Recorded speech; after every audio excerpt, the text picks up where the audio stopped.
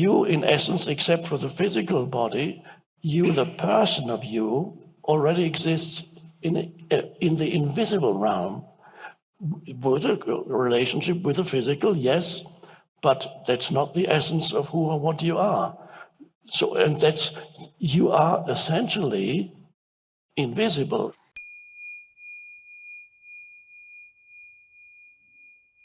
So there is, on the one hand, what I call, one could say there are two eyes, not these eyes, the eye. There's a surface eye, which is the ego. The surface eye is the body, and the mental image of I, and the body becomes part of that because it's a body image. So you have a psychological entity, the person. Body image is part of that. There's a psychological entity, the person or the personality, with its particular form of conditioning, according to your surroundings, the past, and perhaps even past lifetimes, if you want to go there, but we don't need to go into that. So there is that, there's an image, a psychological image.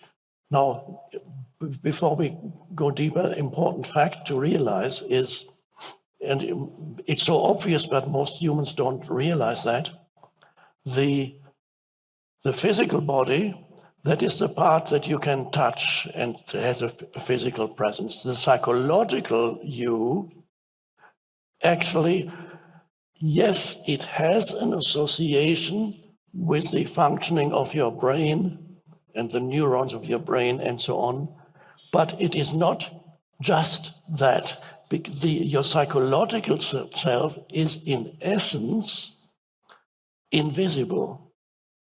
Now, is that true? You, the psychological entity, the person, yes, as a body, you are visible. But the person, where is the person? Can you find the person in the physical realm? Let's say you become unconscious or something happens, or due to some weird reason, in a hospital, a surgeon, let's hope it's a weird example, but let's just use it. The surgeon opens up your skull looking for you. Let's say you can't speak, you're not conscious, but the surgeon is looking, you have a name, you have a story, you have a whole life story, and then the surgeon looks for you in the brain. Is the surgeon going to find you? No. He finds neurons, all kinds of things that are undoubtedly associated to some extent with you as a person, in the same way perhaps that a radio that plays music, there is an association between the music and the radio that plays the music. But can you find the music in the radio? No. There's an association that is necessary for the music to play. But if something happens to the radio, and let's say something goes wrong with the radio, it just means the music can no longer be transmitted. The radio is no longer a conduit into this dimension for the music. And I may suggest it the same way, just you might consider the possibility, a few scientists already going there, but not many yet, that there is more to consciousness than just the physical realm. Consciousness is not just a byproduct of the chemistry of the brain, or if you go deeper, the molecular structure and the atomic structure of the brain. There's a relationship, yes, but does your brain produce consciousness, or is your brain here in order to facilitate consciousness coming into this dimension? Let's go back to something very practical. You, as a person, are essentially invisible. You do not exist as a person in the physical realm, because the surgeon will not find you when he opens up your skull. You find certain things there, or if there's a mental illness, you might find something, but you are not there. All your memories, where do they live? Do you think a surgeon would find the memory of your grandmother when you were 5 years old? You were sitting with your grandmother, and your grandmother can suddenly come back into your mind. I'm only giving one example of hundreds of thousands or millions that you could come up with. The surgeon would never be able to find your grandmother in your brain because it's not your grandmother does not exist in the physical realm. And this is very interesting to realize that you, in essence, except for the physical body, you, the person of you, already exists in the invisible realm with a relationship with the physical, yes, but that's not the essence of who or what you are. So, and you are essentially invisible, and that's still talking about the person, which is still, these are still the surface layers of who you really are in the depths of your being, where you're connected with something vast that is traditionally called God. I don't know if we'll go there. I have to be careful with using these words because of misunderstandings. So, but that's a very interesting realization that I am, in essence, invisible, and all my memories, where do they live? All the things in my mind, what do they? Where are they? The computers, when you store computer stuff, you say it's in the cloud. I don't know whether it's not, I don't think there is an actual cloud. It's somewhere, but it's not in the computer. You can download it into the computer. But if the computer breaks, it's still there somewhere in the cloud.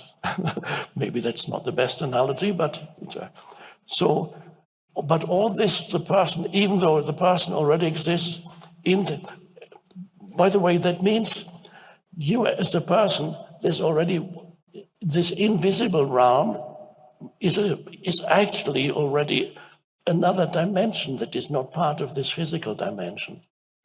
So you as a person, you already inhabit something that is not part of this physical dimension, but it comes into this dimension. So when you speak, it becomes words, sounds in this dimension. So, but they originate from the consciousness that is invisible. So you are a multidimensional being, even as a personality, which is still a relatively superficial part of who you are. You're already invisible, and that's amazing. So this entity that is the physical body and the psychological entity, I call that the surface I meaning I, you, he, pronoun I. The surface I is the body and the personality. They come together to form a unity. That is your surface I. And that is when that is all you know of yourself, that is the egoic state, and that is the state, spiritually speaking, it is the state of unconsciousness. Unconscious has a different meaning when we use it talking about the spiritual dimension. We all know what the conventional meaning of unconscious obviously means. So when I say to a human, with reference to a human being, when we say he or she is very unconscious, it doesn't mean that they are. No, they look very much awake, but they are totally in the grip of their conditioning. And they're acting out in the same way that an actor acts out the script that he or she has learned. The unconscious person is totally in the grip of their mental, emotional conditioning, reactivity, opinions, viewpoints, all these things, totally dominated by that, totally in the grip of that.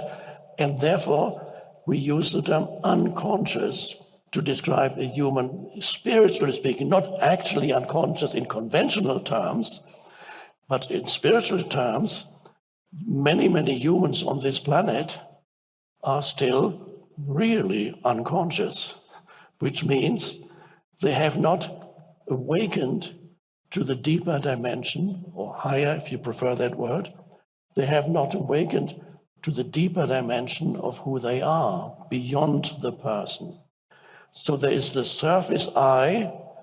If that's all you know in your life, then your life is going to be very unsatisfactory, unsatisfying ultimately, and probably you encounter a lot of unhappiness and ultimately misery, which is the Buddha called it dukkha, usually translated as suffering.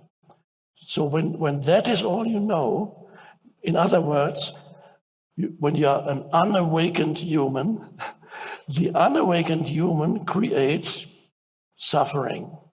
The unawakened human creates suffering for themselves, and by extension, whoever comes into contact with you is going to suffer also. In other words, you create a lot of trouble. But because you're unconscious, I'm not talking to you just in general terms, because you're unconscious, you do not even know that you create a lot of trouble. You don't know that you create, that the unhappiness that you experience is to a large extent self-created. You always blame others, situations, people, events, whatever it may be. That's doing it, he's doing it, they're doing it.